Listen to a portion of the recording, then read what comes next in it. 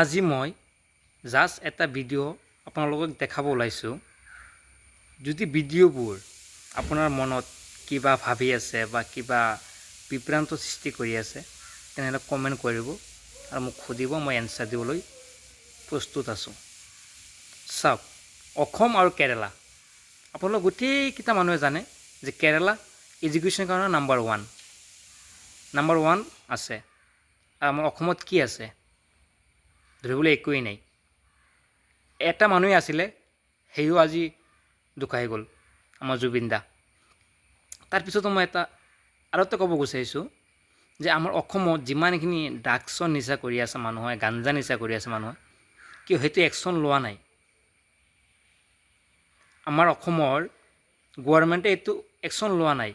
আৰু আমাৰ কেৰেলাৰ ভিডিঅ'টো চাওকচোন, কিমান একশ্যন লৈ আছে ড্ৰাগছৰ বিৰুদ্ধে, গাঞ্জাৰ বিৰুদ্ধে। এগেইনষ্টত কিভাৱে একশ্যন লৈ আছে কেৰেলাৰ চৰকাৰে।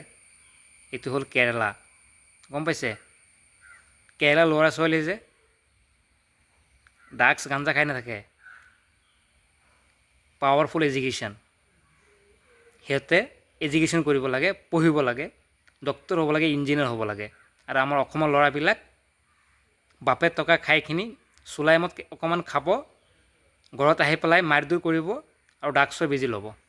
চাওক অৱস্থা। দুটা ভিডিঅ' মই লগাই দি আছোঁ, চাওকচোন কোনটা ভিডিঅ' কোনফালে আছে। এইটো অসম, এইটো কেৰেলা। সেইটো কাৰণে আমালোক গোটেইকেইটা চেষ্টা কৰিম যে অসমটো অকণমান আগলৈ লৈ যাবৰ কাৰণে। এইটো গভৰ্ণমেণ্টে নকৰে, আমাৰ ৰাইজে কৰিব লাগিব।